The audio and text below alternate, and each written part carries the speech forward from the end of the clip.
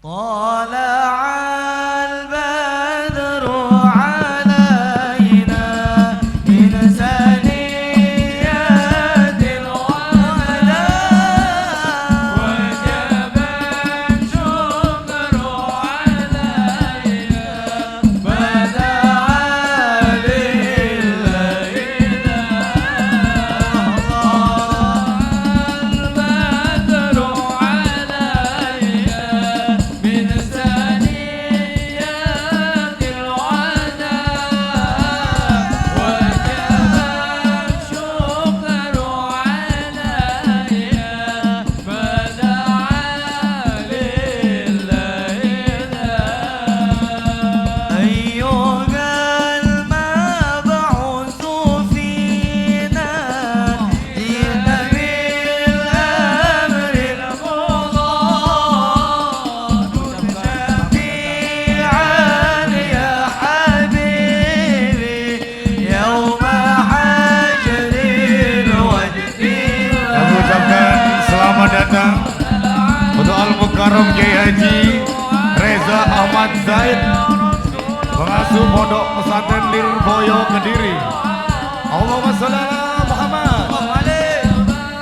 الشكر عليا فدعا لله الله على محمد صلى الله عليه وسلم صلى الله على محمد يا ربي صل وسلم يا نبي سلام عليك يا رسول سلام عليك يا حبيب سلام عليك صلوات الله عليك صلوا على النبي محمد Alhamdulillah wa syukurillah, telah kita dengarkan kumandang sholawat yang insya Allah keberkahan untuk kita semuanya. Dan alhamdulillah wa syukurillah telah hadir di tengah kita di acara peringatan haul pada hari ini, memperingati haul Kiai Haji Ma'ruf bin Kiai Haji Thayyib. Dan hari ini sudah hadir di tengah kita beliau Al-Mukarram Dr. Kiai Haji Reza Ahmad Zaid, pengasuh Pondok Pesantren Lirboyo Kediri. Kepadanya kami persilakan. Allahumma sholli ala Muhammad. Allahumma sholli wa sallim ala Sayyidina Muhammad.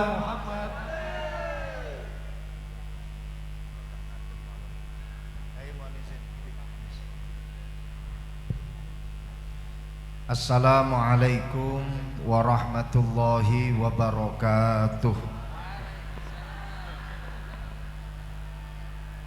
Bismillahirrahmanirrahim. Alhamdulillahi rabbil alamin.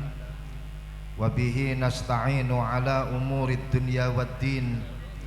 Wa nusalli wa nusallim ala sayyidina wa maulana Muhammad Sayyidil awwalina wal akhirin wa ala alihi wa sahbihi wat tabi'in wa man tabi'ahum bi ihsanin ila yaumiddin.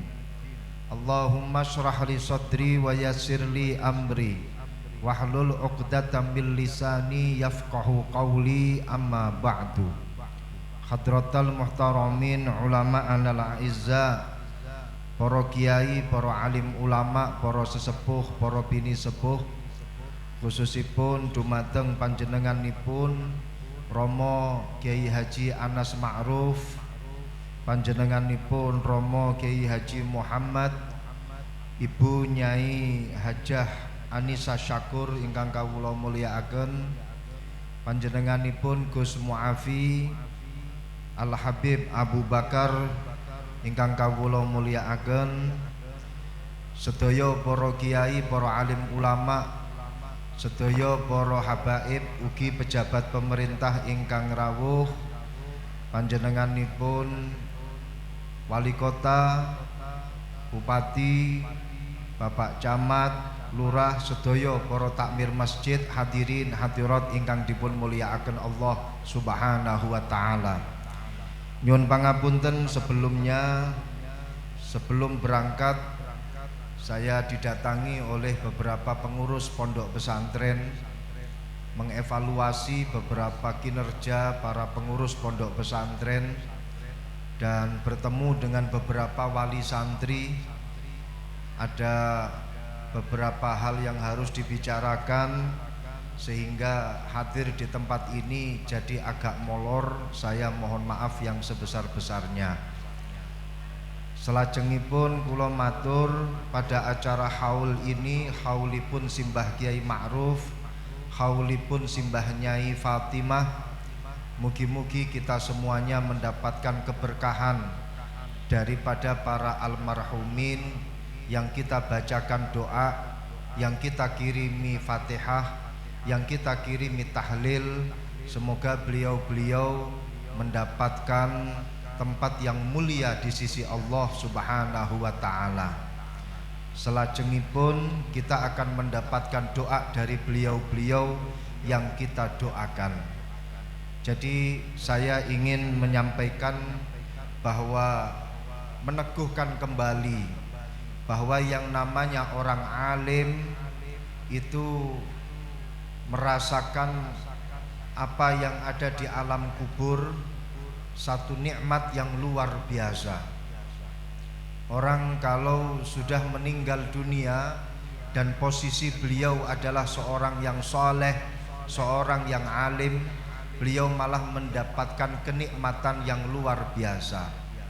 Ada satu pepatah yang disampaikan oleh ba'dul ulama, mautul saleh rahatun lahu wa mautut taleh rahatun linnas. Matinya orang yang saleh itu adalah istirahat baginya. Kalau matinya orang yang taleh itu istirahat bagi orang-orang yang ada di sekitarnya. Orang kalau saleh kemudian meninggal dunia, beliau istirahat. Udah nggak ada lagi gangguan untuk undangan ngisi pengajian ngalor ngidul. Udah nggak ada lagi WA dari panitia sampai mana. Bebas istirahat. Itu kalau orang yang soleh wafat istirahat, nyantai di alam kubur. Maka dari itu pernah dulu Al-Imam Jalaluddin Ar-Rumi, seorang ulama besar dari Pakistan, tepatnya ada di Konya. Konya itu Pandaan ngalor terus. Namanya Al-Imam Jalaluddin Ar-Rumi.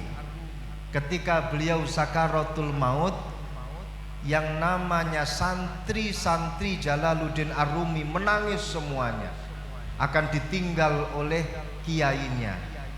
Tapi Al-Imam Jalaluddin Ar-Rumi malah mengatakan, kenapa kalian menangis?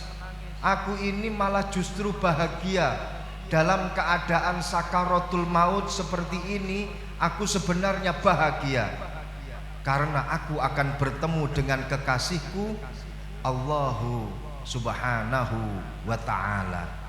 Semestinya kamu gak usah menangis. Ayo kita bersama-sama bertasbih, ayo kita bersama-sama bertahlil sebagai rasa tasyakuran, rasa nikmat yang akan aku dapatkan karena aku akan bertemu dengan Al-Mahbub, yaitu Allah Subhanahu wa ta'ala. Jadi orang kalau soleh meninggal dunia istirahat.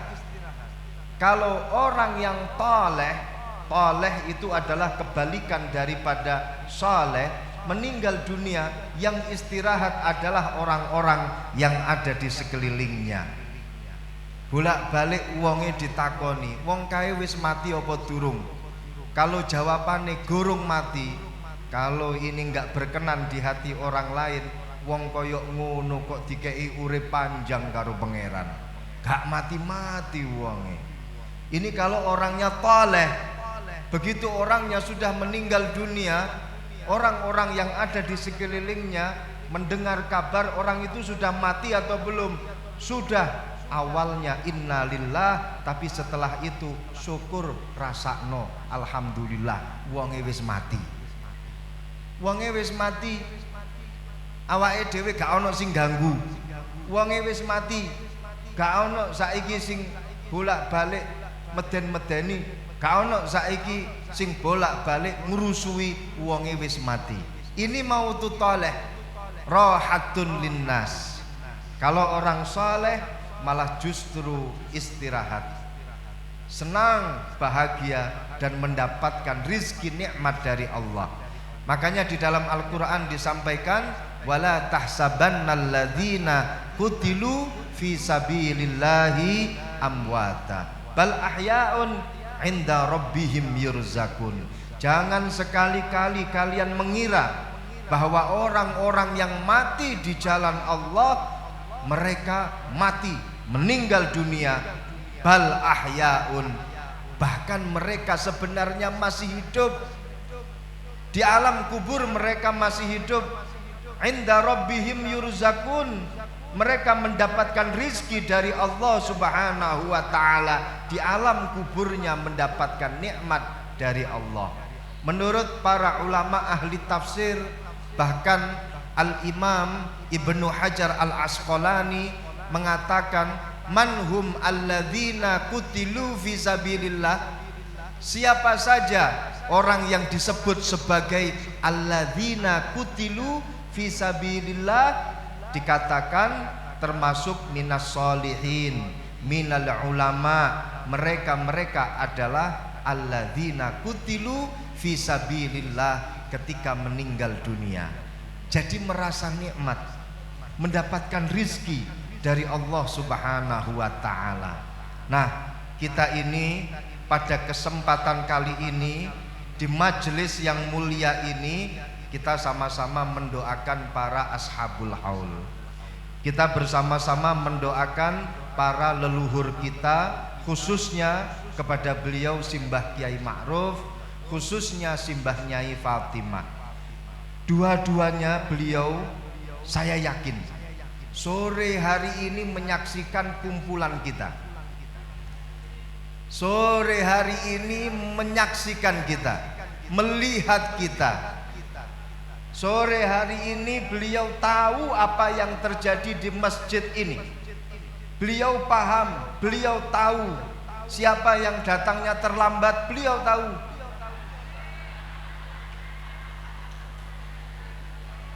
Dan beliau pun juga tahu siapa yang baru datang kemudian langsung pulang.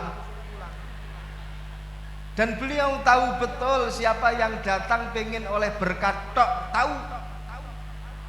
Siapa yang datang betul-betul mendoakan dan siapa yang datang baru datang kemudian beber kloso turu, tahu. Paham betul. Karena yurzakun fi qabrihim, beliau di dalam kuburannya mendapatkan rizki dari Allah dan beliau masih merasakan. Ada satu pepatah dikatakan, pepatah ini berangkat dari seorang ulama, namanya adalah Al-Imam Asy-Syaikh, ya Allah, pendiri daripada Sulaimaniyah, pendiri daripada Al-Ma'had atau pondok pesantren Sulaimaniyah.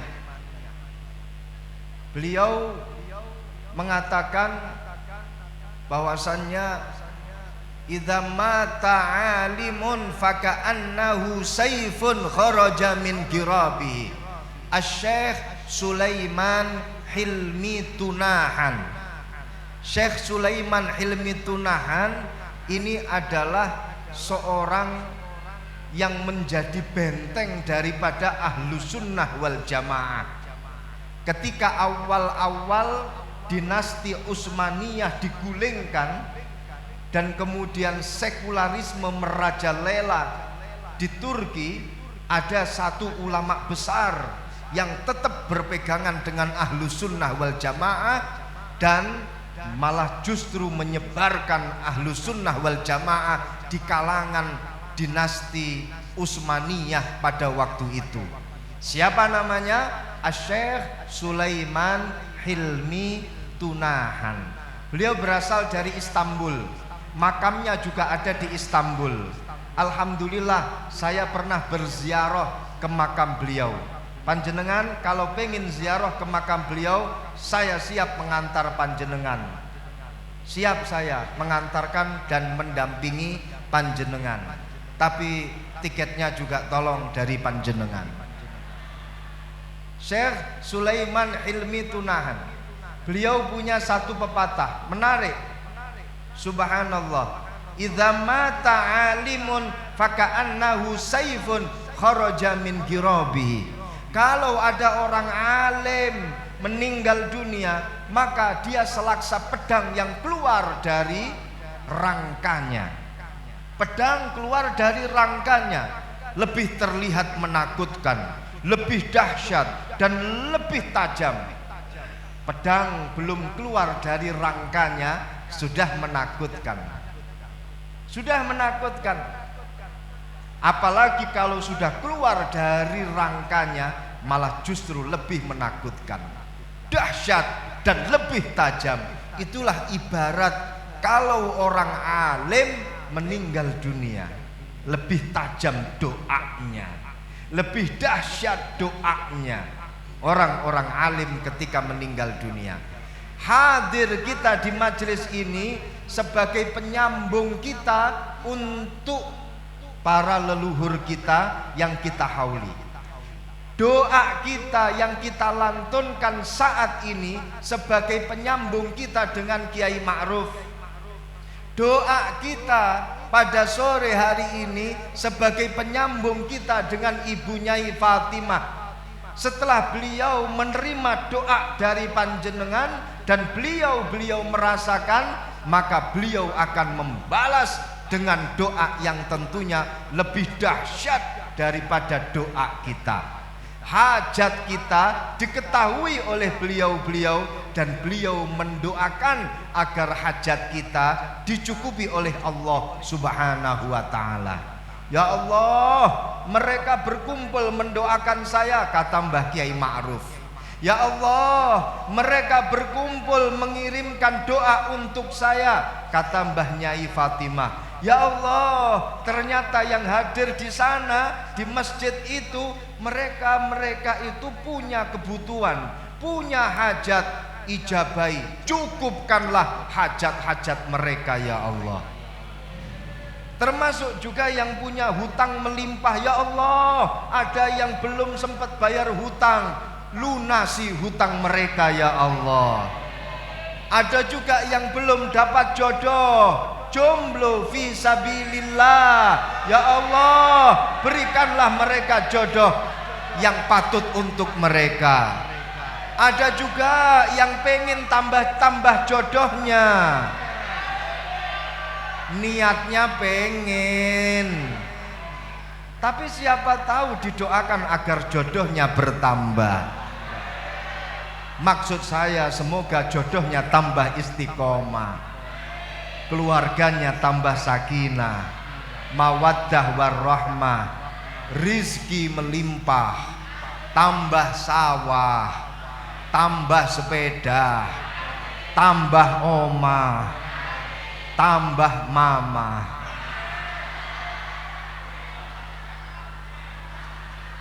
Ya Allah.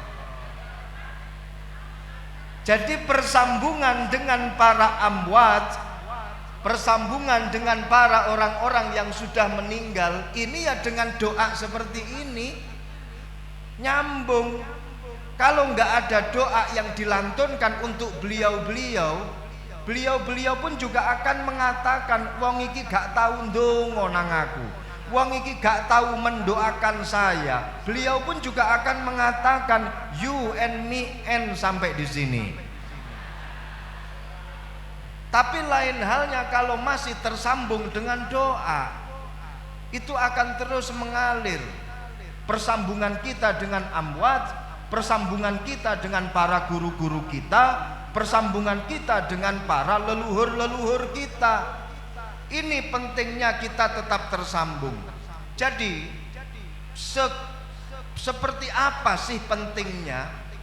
Kita kan min ahli sunnah wal jamaah, dan kita mengakui bahwasannya doa para leluhur itu ampuh, ya. Kita semuanya mengakui. Saya tidak perlu untuk membahas kenapa sih harus bersambung, itu saya kira pembahasan yang terlalu kecil kalau dibahas di sini. Kenapa? Karena di sini saya lihat yang hadir para asatid, orang-orang alim, para ibu nyai, para gawagis, para nawaning, ning nang ning gung.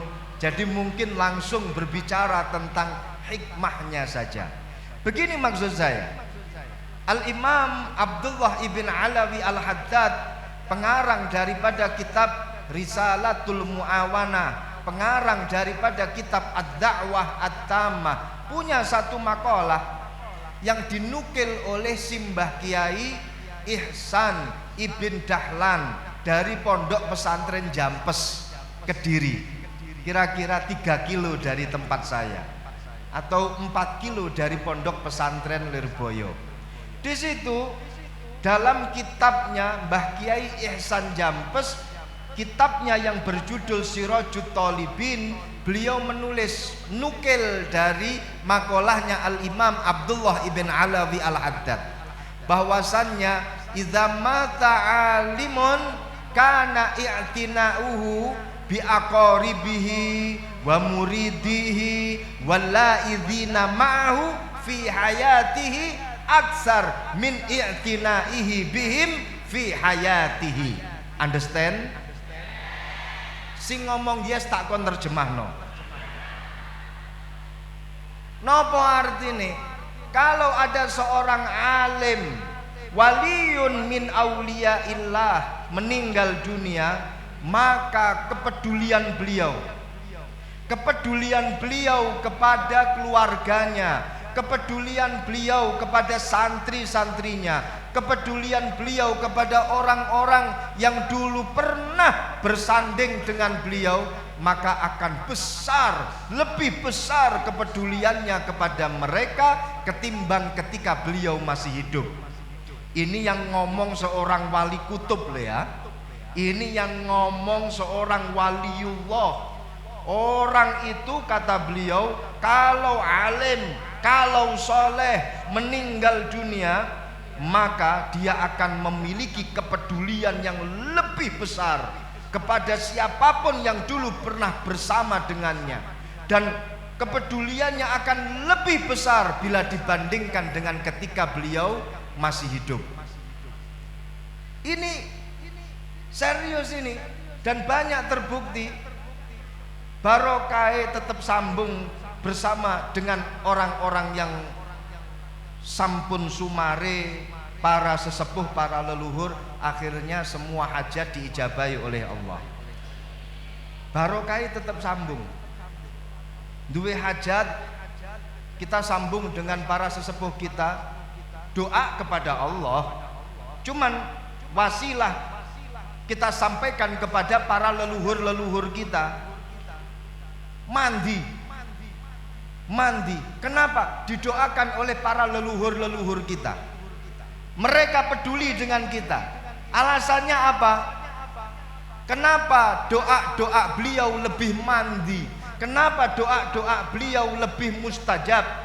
Menurut Al-Imam Abdullah bin Alawi Al-Haddad, karena begini. Orang itu kalau masih hidup, ya, dia memiliki 2 sifat. Sifat ini akan melekat kepada dirinya. Semua manusia yang masih hidup pasti punya 2 sifat. 1, sifat basyariyah. 2, sifat khususiyah. Sifat basyariyah ini artinya adalah sifat kamanungsan, sifat manusiawi. Semua orang pasti punya.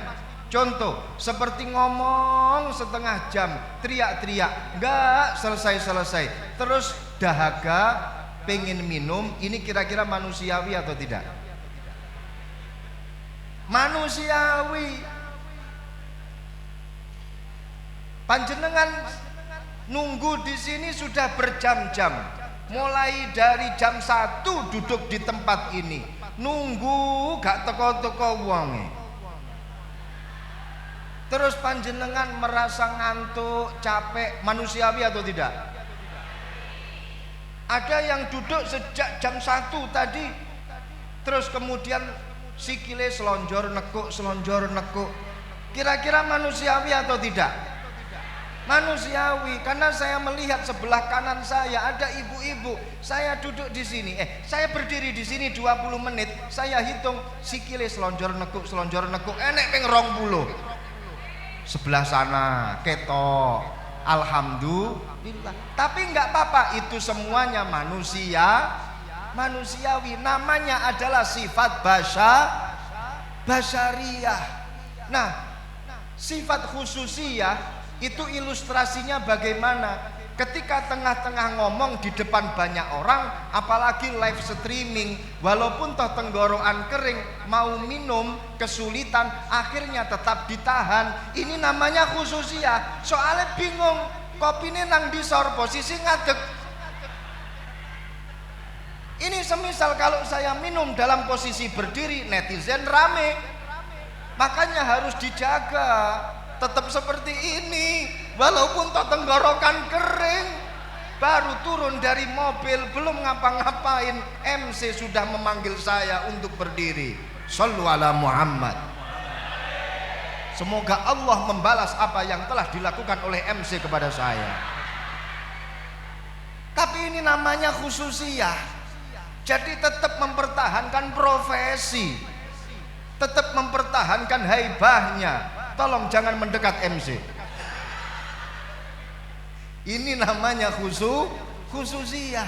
Sama seorang guru di depan murid-muridnya, mau minum harus pakai tangan kanan, harus bismillah, mencontohkan akhlak yang bagus, duduknya ditata. Beda kalau guru ini di depan besti-bestinya.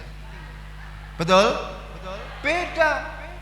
Gayanya juga beda, kata-katanya punya pola yang beda, punya gaya yang beda. Inilah ketika di depan banyak orang menjaga profesi, menjaga muru'ah. Ini namanya sifat khususiyah. Semua manusia punya dua sifat ini, semuanya. Baik itu guru, PNS, non PNS, dewan pun juga sama, punya sifat seperti itu. Muncaan orang Madura neka kabih, semuanya punya. Ini kalau orang masih hidup. Tapi kalau orang itu sudah meninggal dunia, satu sifat akan hilang. Apa yang hilang? Sifat basyariyah. Sifat basyariyah akan hilang. Tinggal satu sifat khususiyah.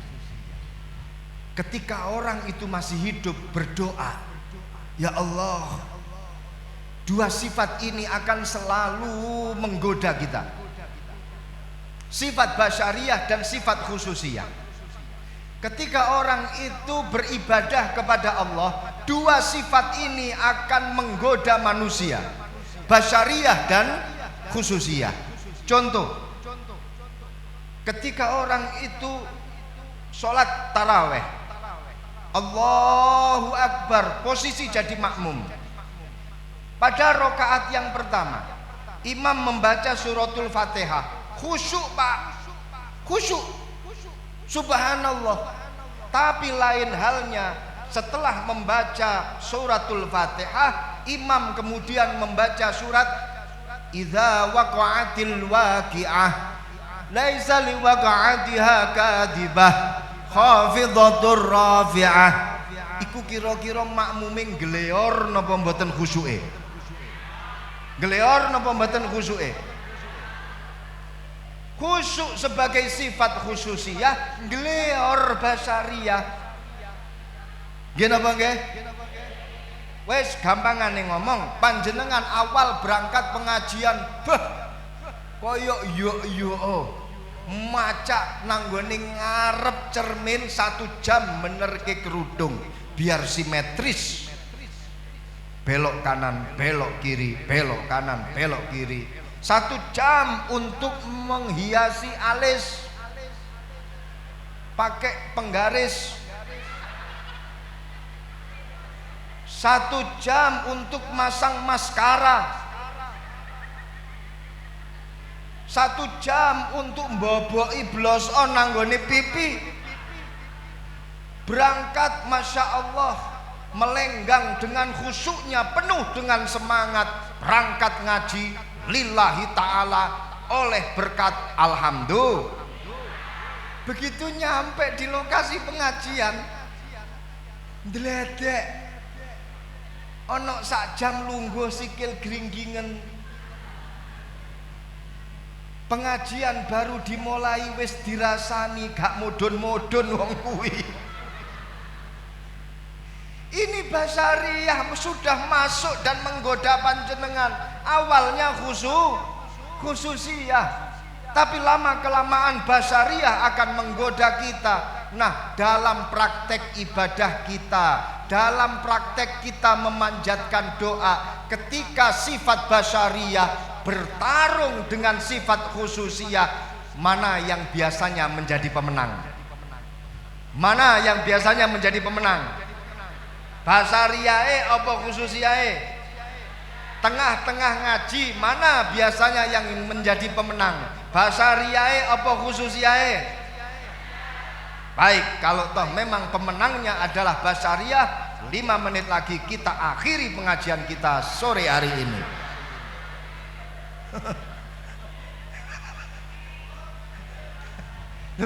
Basyariah yang menang. Ini sudah normal manusia seperti itu.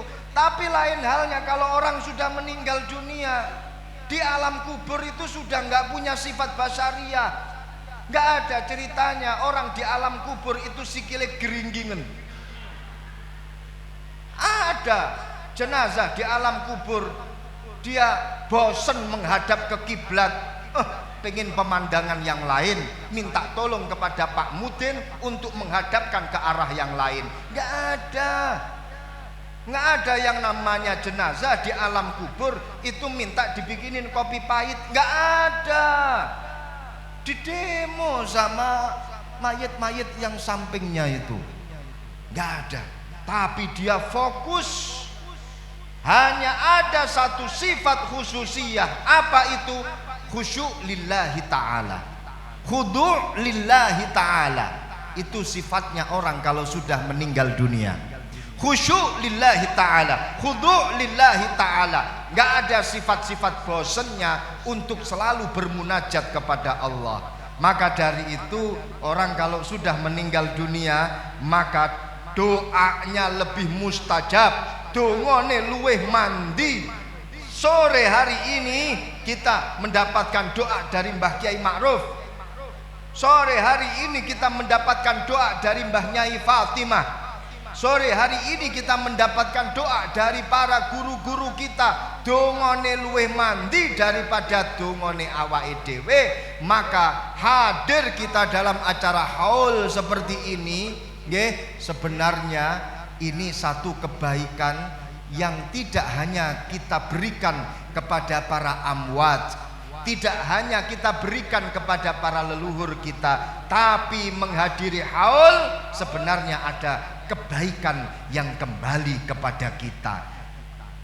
Membuat satu acara haul bukanlah kebaikan yang kita berikan kepada mereka saja, kepada para amwat saja, tidak, tapi membuat acara haul itu sebenarnya juga membuat satu kebaikan yang kembali kepada diri kita. Insya Allah barokah acara ini, yang sibuk ngurusi acara haul, yang sibuk membuat acara haul, yakinlah kebaikan pasti akan hadir untuk mereka.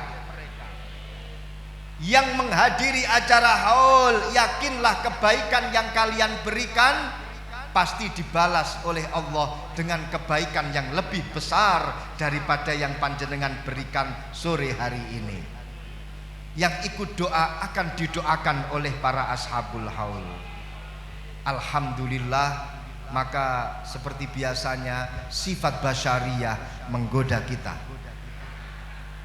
Berarti harus kita akhiri pertemuan kita sore hari ini. Semoga kita mendapatkan keberkahan dari ashabul haul, kita mendapatkan doa dari ashabul haul, dan semua hajat kita barokah menghadiri acara haul ini akan dicukupi oleh Allah Subhanahu wa taala. Amin amin ya rabbal alamin. Mekaten para rawuh ingkang saged kawula aturaken nyuwun agunging pangapunten ingkang kathah, nyuwun agunging sih samudra pangaksami bilih wonten punapa-punapa ingkang boten nyekecakaken dhateng manah panjenengan sedaya. Wal afu minkum, wassalamu alaikum warahmatullahi wabarakatuh.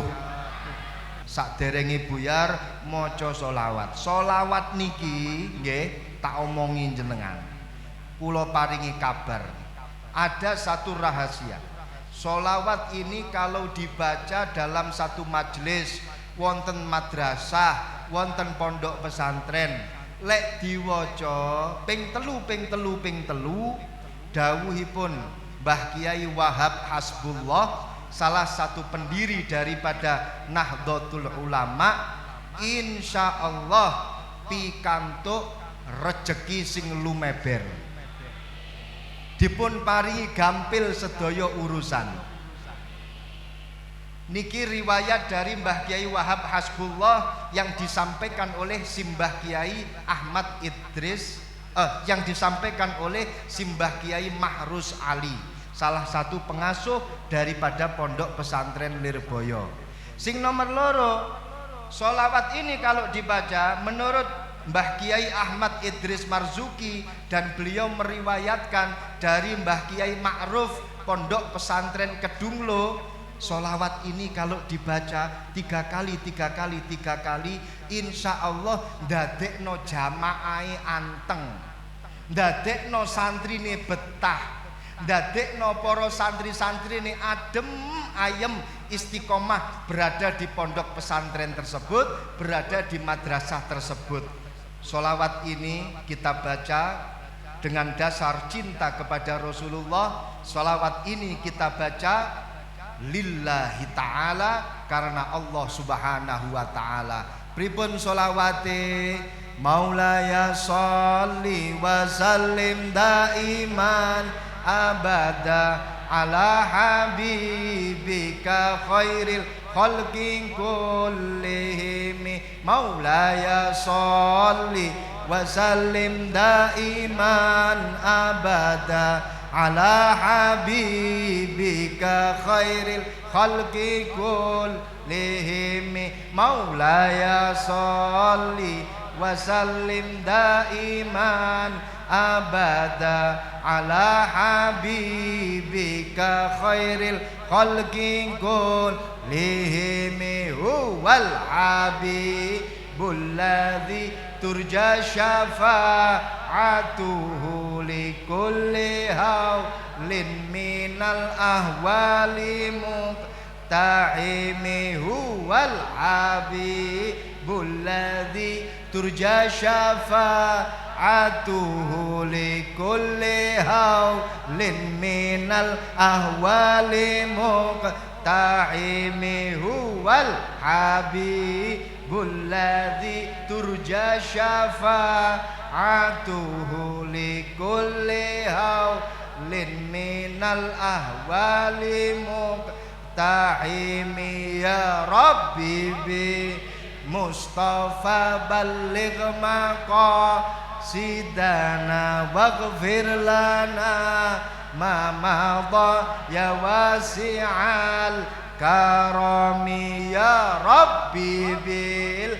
Mustafa balligh maqasidana waghfir lana ma madha ya wasi'al karami. Ya Rabbi bil Mustafa balligh maqasidana waghfir lana ma madha ya wasi'al karami. Sallallahu rabbuna ala nuril mubin Ahmadal Mustafa Sayyidil Mursalin wa ala alihi wa sahbihi أجمعين صلى الله ربنا على النور المبين أحمد المصطفى سيد المرسلين وعلى آله وصحبه أجمعين صلى الله ربنا على النور المبين أحمد المصطفى سيد المرسلين وعلى آله وصحبه أجمعين. Pun nggih, tiga-tiga to niki sampun genep to? Apal napa mboten? Alhamdulillah wal afu minkum. Wassalamualaikum warahmatullahi wabarakatuh.